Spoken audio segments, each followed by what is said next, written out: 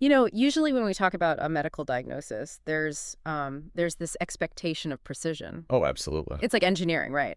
You break your arm, the X-ray shows that jagged white line, and the Yeah. doctor just points and says, "Well, there it is." Yeah, broken or not broken, it's clean. Exactly. It's clean, it's visible, it's categorized perfectly. And I mean, that gives us a sense of control. If we can see the fracture, we can put a cast on it. We really crave that kind of binary certainty in almost every aspect of our lives. We really do. But then you step into the world of literature and human psychology, and suddenly that X-ray machine is just completely broken. Totally useless. Right. We're looking at a landscape that is murky and contradictory and honestly deeply unsettling. So I want you to picture a theater in Dublin. Okay, I'm picturing it. The year is 1907. The curtain is up. The actors are speaking their lines. And suddenly, flying through the air, you have potatoes. Like actual literal potatoes. Yeah. Real raw potatoes. You have stink pots being hurled at the stage. You have people ripping up the seats, screaming in absolute moral outrage. Just utter chaos. Complete chaos. And all the while, the actors are just trying to get through a play about a runaway who claims to have murdered his own father. And not just any play either. I mean, a play that would go on to be considered an absolute cornerstone of modern drama. Right, a masterpiece. Yeah, a masterpiece of poetic language and dark comedy that, we're still trying to fully unpack over a century later. Which is the exact paradox we are wrestling with today on this deep dive. We are looking at J.M. Synge's The Playboy of the Western World. It's such a wild ride. It really is. Our mission today is to completely master this theatrical masterpiece. Whether you are studying for a literature exam or you just want to understand a play that literally caused riots, we are going to cover every crucial plot point, the themes, the historical context, and the really specific linguistic quirks. Because you really have to understand the language to get the play. Exactly. So how does a story about a man splitting his father's skull with a spade become a comedy? How does it become a romance?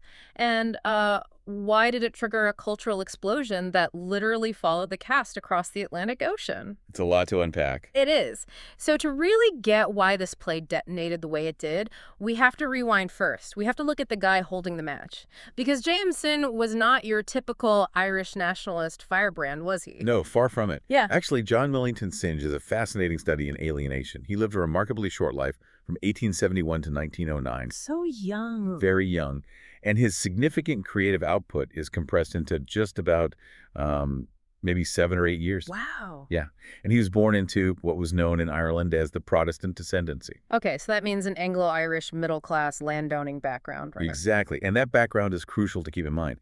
He is born into a privileged minority in a country where the vast majority of the population, the very peasantry he would eventually write about, were dispossessed, impoverished, and Roman Catholic. So he's already kind of an outsider. Right, but Synge didn't even fit comfortably within his own privileged bubble. Early on, he lost his religious faith completely. Oh, wow. He became an agnostic, which in that era and in his specific family was deeply, deeply scandalous.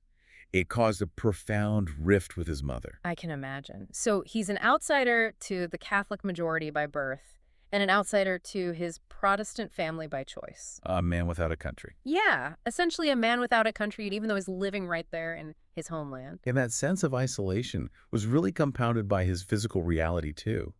Synge was plagued by poor health his entire life. Right, I read about that in the sources. Yeah, in 1897, he was diagnosed with a lymphatic sarcoma in his neck. Which is terrifying. It is. It's the disease that would tragically kill him at the age of 38. Yeah. So he is a man acutely aware of his own mortality.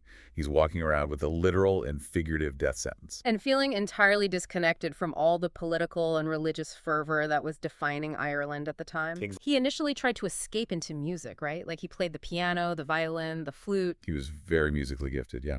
He goes up to Germany to study music, realizes he's too nervous to perform publicly, and then pivots to literature, eventually ending up in Paris. As one did in the 1890s. Right. And from the sources, it sounds like his early Parisian writing was just, bleak. Very bleak, derivative, morbid poetry. Yeah, trying to mimic French symbolists. He's really struggling. But then, in December 1896, in some drafty Paris student hotel, he runs into W.B. Yeats. Talk about a hinge moment in literary history. Seriously, That W.B. Yeats. And this is the defining moment of Synge's artistic life, It right? really is. Yeats, who was already this towering figure in Irish literature, looks at what Synge is doing. Synge is reading Racine, trying to be a French literary critic. Just totally disconnected from his roots. Exactly. Yeats sees right through it. He recognizes that Synge is fundamentally disconnected from his own material. So Yeats essentially tells him, and this is a famous quote, he says, "Give up Paris. You will never create anything by reading Racine. Go to the Aran Islands. Live there as if you were one of the people themselves. Express a life that has never found expression." Such a romantic, commanding directive. It is, but what fascinates me is that Synge actually listens to him. He does. He packs his bags. He goes to the most rugged, isolated edge of Europe. He visits the Aran Islands, which are this group of 3 rocky, unforgiving islands off the west coast of Ireland. He goes there 4 times between 1898 and 1901. And the environment there is critical to understand, isn't it? Absolutely. Yeats once described the Aran Islands as places where men must reap with knives because of the stones. Oh my gosh, that's incredibly bleak. It's a harsh, brutal landscape, just constantly battered by the Atlantic. But because of that extreme isolation, it had preserved an older, almost ancient Irish way of life. And they spoke Gaelic there, which Synge had actually studied at Trinity College, so he wasn't just, tourist. He could actually communicate with them in their native tongue. And that linguistic connection was everything. Synge didn't go there to romanticize them. He went almost as an anthropologist. He's taking notes. Exactly. He lived in their cottages. He listened to their stories. He observed this really syncretic belief system they had. Like a mix of religions. Yeah, where this fervent Catholicism was layered right on top of ancient pagan superstitions about fairies and curses. That is so interesting. It was. And he paid obsessive attention to their language.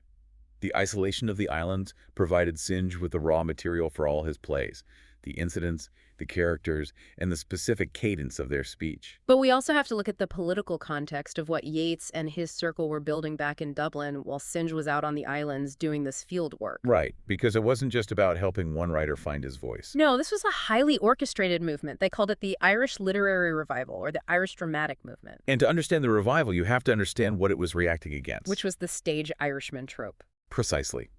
For decades, the dominant representation of Irish people on the English-speaking stage was this caricature known as the stage Irishman. It was pretty demeaning, right? Deeply demeaning. It was a buffoon, or a belligerent drunk, or just a simplistic, overly sentimental clown. Think of the plays of Dion Boucicault, where the Irish characters are largely just there for comic relief. It's the classic colonial playbook, really. I mean, if you portray a subjugated people as childlike buffoons who can't control their tempers or their liquor, it implicitly justifies why they need to be governed by a quote-unquote civilized empire. Exactly. It was deeply, deeply political. So Yeats, along with Lady Gregory and other cultural nationalists, wanted to completely demolish that stereotype. You wanted serious art. Yes. They wanted to revive Ireland's ancient idealism, its mythology, and present an authentic, poetic, and dignified Irish drama to the world. They actually believed that before Ireland could achieve political independence, it needed cultural independence. That makes a lot of sense. And this ambition culminated in the founding of the Abbey Theatre in Dublin in 1904. It was intended to be a national theatre that would hold up a mirror to the soul of Ireland. I was thinking about this, and it really reminds me of an indie film studio today. Oh, that's a good comparison. Right. Imagine a passionate group of independent filmmakers who are just sick of how their culture is portrayed in massive commercial Hollywood blockbusters. So they build their own thing. Exactly. They pool their money, they build their own studio, and they set out to create a new, dignified national cinematic identity. They want high art that respects their people. But a very apt comparison, because, like many indie studios, their noble intentions were about to collide violently with the messy reality of the art itself. Exactly, which makes what Synge does next deeply, deeply ironic. The Abbey Theatre is sitting there, desperate for a prestige drama that proves the moral superiority of the Irish peasant. They want noble heroes. And their premier playwright, J.M. Synge, walks through the door and hands them a play about a rural community that absolutely idolizes a young man because he claims to have bashed his father's brains in. It's hilarious in retrospect. It is. It's like the indie studio begging for a historical epic and getting a grotesque, violent, dark comedy instead. Well, Synge had heard a specific story during his time on the Aran Islands that really stuck with him. About a real murderer. Yeah, he heard about a man from the mainland who had hidden from the police on the islands after allegedly attacking his father with a spade. And the islanders had sheltered this fugitive and eventually helped him escape to America. Just completely protected him. Yeah. Synge took that real-world anecdote of communal complicity and used it as the absolute seed for the Playboy of the Western world. So let's dive right into the play itself. But- For anyone studying for the exam, this is where we get into the plot points. Act 1.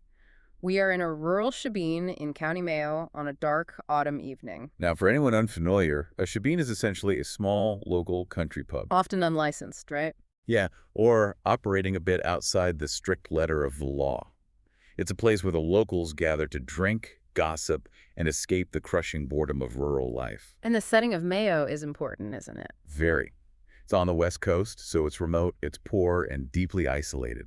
The action opens with our leading lady, Pegeen Mike. I love Pegeen. She is the daughter of the pub owner, Michael James. And Pegeen is not your typical delicate ingenue. Not at all. She is sharp-tongued, fiercely independent, fiery, and deeply unsatisfied with her lot in life.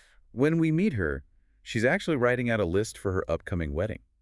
She is engaged to a local man named Sean Keogh. And Sean is, well, if Pegeen is fire, Sean is a damp rag. That's a perfect way to put it. He is timid, physically cowardly, deeply conservative, and absolutely terrified of the local priest, Father Riley. There's a brilliant early moment where Sean won't even stay alone in the pub with Pegeen because they aren't married yet. He's terrified of what the priest will say about the impropriety. Exactly. Sean Keogh is Synge's embodiment of the strict, institutionalized morality of the Catholic Church. He's very focused on material things, too. Yeah, he's cautious, materially focused. He's always talking about his fat heifers and his property. And he completely lacks the poetry, the danger, or the passion that Pegeen subconsciously craves. He represents a very safe, stifling future. And into this stagnant, frustrating environment, Synge drops the inciting incident. A knock at the door. And in walks Christy Mahan. He arrives at the shebeen looking like a complete disaster. I mean, he is dirty, exhausted, chewing on a turnip, and clearly terrified. He's looking for a place to hide. Now, in this isolated community, a stranger appearing out of the dark is a massive event. It's the most exciting thing that's happened all year. Oh, without a doubt. The locals, Pegeen's father, Michael James, and his drinking buddies, they immediately surround him and start interrogating him. And the way Synge structures this interrogation is a masterclass in comic escalation. It really is. They are trying to figure out what crime this exhausted kid could have possibly committed to be on a run from the police, whom they call the Peelers. They start guessing, right? And their guesses are so revealing. They're like, did you steal something? Did you beat up a landlord? Did you fight the police? And Christy keeps saying, no, it's worse than that. He's milking the suspense. And finally, Christy confesses. He says he killed his father. He split his father's skull with a loy, which is a long, heavy, narrow spade used for digging potatoes. Now, in the tradition of classical drama, patricide is the ultimate taboo. Right, it's the worst thing you can do. It is the most dreadful of sins. It's an affront to the gods themselves. I mean, think of Sophocles' Oedipus Rex. The audience completely expects the villagers to recoil in horror, to cast him out, or to immediately summon the authorities. But Synge executes a brilliant, subversive comic reversal. Instead of being repulsed, the locals are utterly fascinated. They are deeply impressed. It is laugh-out-loud funny how quickly they pivot from suspicion to admiration. Michael James actually praises Christy for his bravery. Yes, and Pegeen looks at this dirty, shivering runaway and declares that a lad who could do a deed like that must have the sense of Solomon. They are so enamored with him that they decide to hire him on the spot. They make him the pub's pot boy so he can stay and protect Pegeen while her father goes off to a wake for the night. Which is wild. This reaction is the engine of the entire play, and it often baffles people encountering the story for the first time. I really struggled with this when reading the sources, to be honest. It sounds insane. Why are they throwing a welcome party for a guy who just admitted to bludgeoning his dad? It requires looking at the deep psychological and political state of rural Ireland at the time. These are Irish peasants living under British rule. Right? They have a deep generational ingrained distrust of British law. Synge himself noted this attitude when he heard the original story on the Aran Islands. So the law is seen as the enemy. To the peasantry, the law was an alien, oppressive force designed to protect landlords and punish the poor. So the police, the peelers, are viewed as an occupying force, not as protectors of the community. Exactly. To their mind, if a man killed his father in a momentary fit of passion, he's already cursed by God and sick with his own remorse. Handing him over to be hanged by the British state seems like an unnecessary, cruel second tragedy. So it's not that they love murder, it's that they hate the British justice system more. Right. Sheltering a fugitive becomes an act of communal solidarity. It is a quiet, local rebellion against the crown. Furthermore, you have to consider the crushing monotony of their lives. They are just so bored. A man who has done a great deed, even a violent, terrible one, is a source of thrilling, exotic entertainment. He brings a story into a place where nothing ever happens. That context changes everything. It's an anti-establishment reflex mixed with extreme rural boredom. And speaking of anti-establishment, right as Christie is getting comfortable with his new celebrity status, in walks the widow Quinn. Oh, she is such a fantastic, complex character. She really is. The widow Quinn serves as the realist ballast of the play. She's older, cynical, and entirely unromantic. And she actually killed someone. She killed her own husband. Yes, she did. But notice how the community treats her crime versus Christie's. Pegeen despises the widow Quinn. She dismisses the widow's crime as a sneaky kind of murder. Right, because of how she did it. Exactly. Pegeen describes how the widow hit her husband with a warm pickaxe, and he died slowly from the rusted poison in the wound. Pegeen contrasts this messy, sneaky domestic murder with Christie's grand, heroic one-strike patricide. It perfectly highlights the aestheticization of violence. What do you mean by that? Well, the community doesn't care about the actual morality of the act. They care entirely about the style of the story. Ah, I see. A slow, messy death by blood poisoning is sneaky and pathetic. A single, dramatic blow to the head with a spade is heroic and poetic. It's all about the narrative framing. And under this intense, admiring gaze, Christie starts to undergo metamorphosis. His lie, or at least what he believes is his truth at this point, begins to snowball. He really leans into it. He goes from this cowering, terrified boy jumping at every shadow to a swaggering, confident hero. The first act ends with Christie alone in the pub, looking around at his warm bed, the food, realizing two formidable women are fighting over him, and he genuinely wonders out loud why he didn't kill his father years ago. It's a masterful setup. The seed of the myth has been planted, and the community is eagerly watering it with their admiration. They want a hero so desperately. Yes, they are willing to invent one out of a traumatized runaway. Which brings us to the escalation of Act 2, where the fantasy begins to collide with reality. So Act 2 opens the next morning. Christie has successfully reinvented himself. He's looking in the mirror, admiring his own reflection, but lies have a shelf life. Always. Local village girls, Sarah, Susan, Honor, and Nellie, flock to the shebeen bright and early just to get a look at the famous murderer. They bring him gifts of food.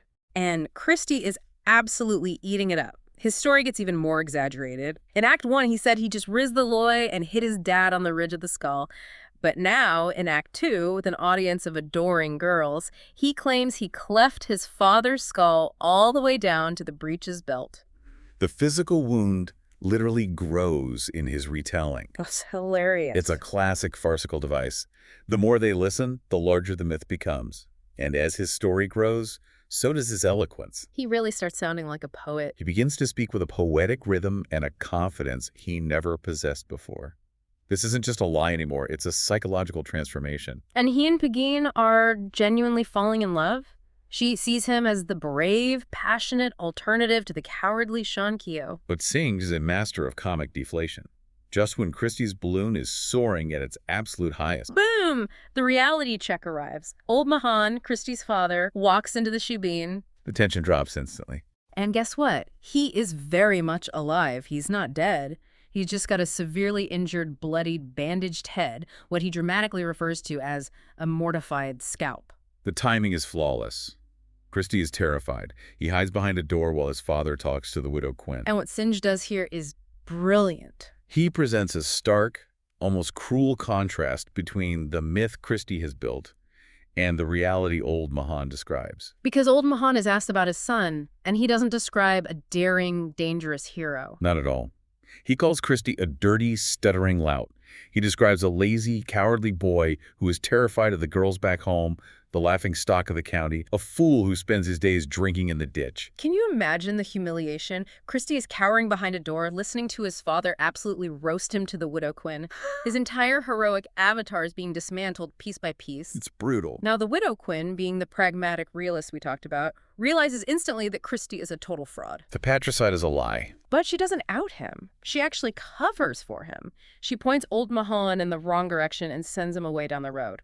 Why does she do that? Why not expose him to Pegeen and ruin her rival's romance? Because the widow Quinn is playing a longer, more cynical game. She sees through the romantic nonsense, but she also recognizes a unique opportunity. She wants something out of it. She strikes a hard bargain with Christie.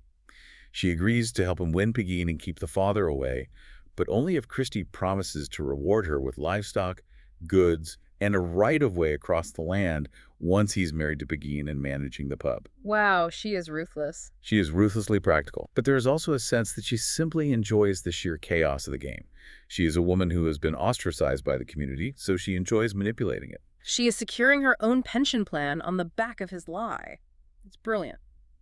So, crisis averted, temporarily. That propels us into Act 3. This is the peak and the inevitable fall. There's a local sports competition happening down on the beach, and Christie, riding this wave of borrowed confidence, enters and wins everything. The mule race, the leaping, the pitching. The crowd is carrying him on their shoulders, cheering for him, crowning him the champion Playboy of the Western world. And the term Playboy here is significant. Right, because it doesn't mean what we think it means today. Exactly. In the idiom of the time, it didn't mean a wealthy womanizer. It meant a hoaxer, a trickster, someone who plays a role, a performer. Christie is the ultimate Playboy because he is performing a masculinity he doesn't truly possess. And following his athletic victories, we get the play's great love scene. And it is genuinely beautiful. Despite all the deceit, Pegeen and Christie pledge themselves to each other. Christie's language reaches its most elevated romantic heights here. He talks about straining the bars of paradise to lay eyes on her. For a fleeting moment, the fantasy seems completely real. He has become the hero they wanted. But the ghost always returns to haunt the feast. Always. Old man comes back. And this time, he's not easily sent away. He walks in, recognizes his son in all his finery, and immediately strips him of his dignity. He starts physically beating him in front of the entire village. The gig is up. The balloon has popped. Exposed as a liar and a coward, the crowd's reaction is instantaneous and brutal. This is the pivot that makes the play a masterpiece. The exact same crowd that worshipped the idea of the patricide turns on him viciously the moment they realize it was a lie. And Pegeen is the most devastated and the most furious. Her reaction isn't relief that a man wasn't murdered. Right. You'd think she'd be happy he's not a killer. But her pride is deeply, irreparably wounded because she allowed herself to be fooled. She fell in love with a myth. So Christie is backed into a corner. He is losing Pegeen. He is losing his status. He is reverting to the stuttering lout. In a desperate, frantic bid to make his gala story, his great heroic tale a reality, he grabs a loy, a spade, and chases his father out the door. He is going to kill him for real this time, right in front of them, to prove he is the man they worshipped. We hear a heavy blow off stage. Christie comes back in, panting, thinking he's finally done it. He has manifested the myth. He expects the crowd to cheer, to welcome him back as the hero. But their reaction is complete, paralyzing horror. And this gives us the thematic thesis statement of the play. It's the famous line spoken by Pegeen. Yes. There is a great gap between a gala story and a dirty deed. A gala story and a dirty deed. That is everything. It's the entire point Synge is trying to make. Exactly. The community loved the fantasy of violence. They loved the poetic retelling of it, the safe distance of the narrative. But when confronted with the brutal, bloody reality of a son murdering his father in their own backyard. The dirty deed. Right. They are terrified. The romance instantly vanishes. The aestheticization of violence fails when the blood is actually pooling on the ground. They immediately turn on him, suddenly terrified that the British police they previously mocked will come and hang them all as accomplices. They completely abandon their anti-establishment posture. They actually rope Christie up, binding him to hand him over to the law. The very law they were protecting him from in Act 1. And here's where the comedy fractures and becomes incredibly dark. In a shocking moment of grotesque violence, as Christie is struggling against the ropes, Pegeen actually takes a lighting perf. a burning piece of peat straight from the fire, and burns Christie's leg to force him to submit. It is a profoundly disturbing moment. It shocked even the play's staunch defenders. Why does she do it? It just seems so cruel. It is born of intense frustration, a profound sense of humiliation, and the inherent violence of the community finally breaking through the surface. The poetic veneer is stripped away, and we see the raw cruelty underneath. It forces the audience to wince, pulling them entirely out of the comedic comfort zone. But Synge doesn't just leave us in the tragedy. No, he twists the knife one more time with a final absurd resolution. Because old Mahan survives again. The man has a very thick skull. He really does. He comes crawling back in on his hands and knees, head bloodier than ever. But instead of being furious or seeking revenge, old Mahan is actually impressed. He's watched his previously timid, cowardly son win races, woo the fiercest girl in the county, and finally stand up and fight back against his own father. The dynamic between father and son completely shifts. Christie realizes his own strength. He realizes that the role he played has actually become his reality. He's no longer the frightened boy. He tells his father to get up and confidently declares that he will be the master of all fights from now. They leave together, a bizarrely reunited pair, off to roam the world with Christie clearly now the dominant force. Leaving the Mayo crowd standing there, completely stunned, holding an empty rope. And Pegeen is left alone. She breaks out into this heartbreaking wail, pulling a shawl over her head, and delivers the final line of the play. Oh, my grief. I've lost him surely. I've lost the only playboy of the Western world. She realizes too late that, lie or no lie, she has lost the only man who brought poetry, excitement, and passion into her suffocating life. She is doomed to marry Sean Keogh and live a life of quiet desperation. It is an ending that refuses to give the audience closure. It's a comedy where the girl doesn't get the boy, the community is left hollow and exposed, and the only characters who triumph are the supposed murderer and his indestructible father. Which brings us to the explosion. Because if we feel a bit unsettled by that ending today, analyzing it from a distance, the real-world 1907 Dublin audience completely lost their minds. They didn't analyze it, they rioted. To put it mildly. So let's talk about the Playboy riots. The premiere took place on Saturday, January 26, 1907, at the Abbey Theatre. Now, to understand the riots, we have to look at the psychological state of that specific audience. They were hypersensitive to how Ireland was being portrayed to the world. They carried deep cultural trauma. Right. They had recently lived through the agonizing political downfall of Charles Stuart Parnell due to a divorce scandal. Which shattered their hopes for home rule. And they watched the public destruction of Oscar Wilde. Irish nationalists felt an intense, desperate need to present an image of Ireland that was pure, heroic, and morally unassailable, particularly to counter British propaganda. So they sit down in their new National Theatre, expecting a play that validates their moral purity. And instead, they get a story where an entire Irish village glorifies a patricide. Where the local men are portrayed as drunken cowards. Where the women are fiercely chasing after a criminal. And where the language is incredibly earthy and profane by their standards. The tension in the theater was building throughout the first two acts. There was murmuring, there was hissing. But there was a specific breaking point, wasn't there? The breaking point occurred in Act 3. Christie, rejecting the idea of marrying anyone but Pegeen, says he wouldn't care if you brought him a drift of chosen females, standing in their shifts itself, maybe. A shift was a woman's undergarment. Basically, a chemise or a slip. And that single word shifts was the spark in the powder keg. I have to push back here, though, because looking at the sources, it seems absurd that an entire city riots over a piece of underwear. Was it really just the word shifts? Well, the word was merely the catalyst. It was the excuse. To the Edwardian, deeply Catholic nationalist audience, uttering the word for female undergarments on a public stage was seen as an intolerable insult to the modesty of Irish womanhood. But the objections were much deeper. Oh, absolutely. Nationalists felt the play slandered Irish peasant men as violent, amoral buffoons, basically reviving the stage Irishman stereotype Synge was supposed to be dismantling. Which is incredibly ironic. Arthur Griffith, the founder of the nationalist organization Sinn Féin, wrote a scathing review. He called it a vile and inhuman story told in the foulest language we have ever listened to from a public platform. Griffith saw it as a massive political liability. He thought it made the Irish look barbaric just when they were trying to argue they were civilized enough for self-governance. So the audience began to stamp their feet, hoot and blow tin trumpets. By Monday night, the theater was a war zone. And how did the Abbey Theatre handle it? Did they pull the play to keep the peace? Absolutely not. W. Yeats was out of town in Scotland for the premiere, but he rushed back to Dublin. He instructed the actors to keep playing, even if no one could hear the words over the screaming. He actually called in the police, didn't he? He did, which was hugely controversial, calling British police into an Irish nationalist theater to arrest the rioters. And then Yates held a public debate about the play. He stands in front of a shouting, hostile crowd and holds the line for artistic freedom. His defense is legendary. He told the screaming audience, "We have put this play before you to be heard and to be judged, as every play should be heard and judged. Every man has a right to hear it and condemn it if he pleases, but no man has a right to interfere with another man hearing. The country that condescends either to bully or to permit itself to be bullied soon ceases to have any fine qualities." No man has a right to interfere with another man hearing.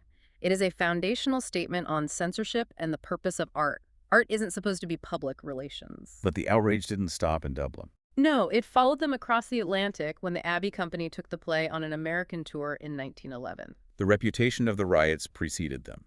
Irish-American communities, even further removed from the reality of rural Ireland, and even more desperate to maintain a respectable image in a country where they faced heavy prejudice, were outraged. In Washington, Catholic priests preached against the play from the pulpit. In Philadelphia, the entire cast was actually arrested on charges of putting on an immoral performance. They were acquitted, right.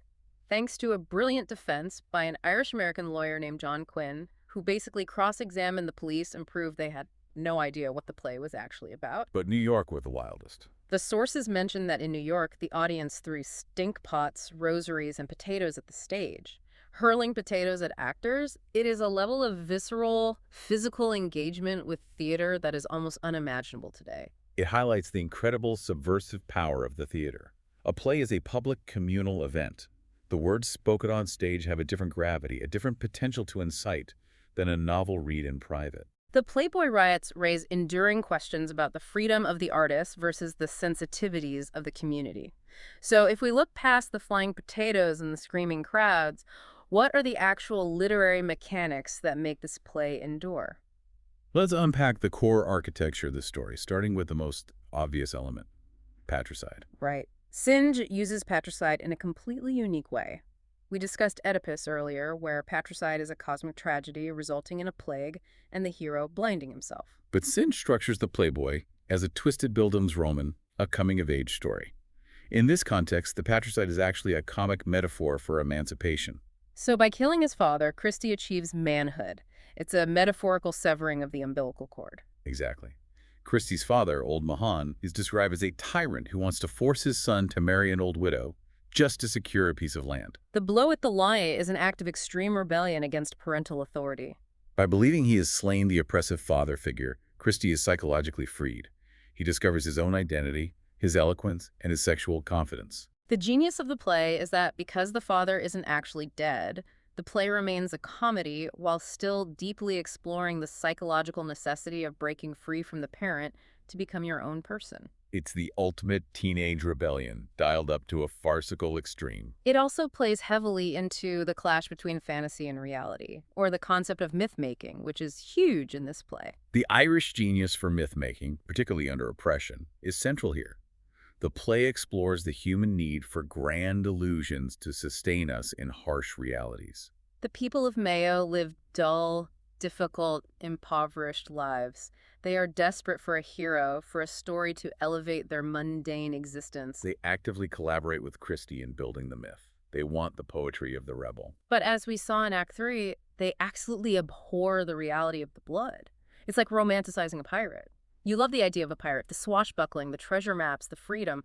But if an actual, historically accurate pirate showed up in your living room and started waving a cutlass and threatening your family, you'd call the police immediately. Precisely. Pagin's realization of the great gap between a gallus story and a dirty deed is Synge's critique of romanticizing violence from a safe distance. He is mocking the armchair nationalists in Dublin who wrote romantic poetry about violent rebellion, but would be horrified by the actual bloodshed of a revolution. Which flows perfectly into the theme of role-playing and the mask. Right. This might be the most fascinating psychological aspect of the play. It connects beautifully to a concept W.B. Yeats developed, known as the doctrine of the mask. Yeats believed that true happiness and creative life depend on the energy to assume the mask of some other self, an opposite persona. You become your true, realized self by playing the role of your anti-self. Christie starts as this classic theatrical archetype, doesn't he? The Miles Gloriosus. Yes, the boasting soldier from Roman comedy who talks a big game but is actually a massive coward. We also call this the Alazon, the imposter, or the braggart. But the brilliance is that Synge breaks the mold of the Miles Gloriosus. In a traditional farce, the boaster is unmasked at the end, everyone laughs at him, and he slinks away in shame, having learned nothing. In the Playboy, Christie plays the role of the brave, poetic hero so fully and receives so much intense validation from the community that the mask actually fuses to his face. The role-playing is educative. He grows into the myth. When he leaves at the end, he is no longer pretending. The confidence the lie gave him is now permanently his. It's the 1907 version of fake it till you make it culture. It really is. Christie constructs an avatar of himself, this bold, daring, dangerous patricide. The crowd validates the avatar. They feed it attention, admiration, the 1907 equivalent of likes and retweets. And eventually that avatar overwrites his original personality. By the end, he doesn't need the lie anymore because the internal change is real. It is an incredibly modern psychological insight. It is deeply insightful.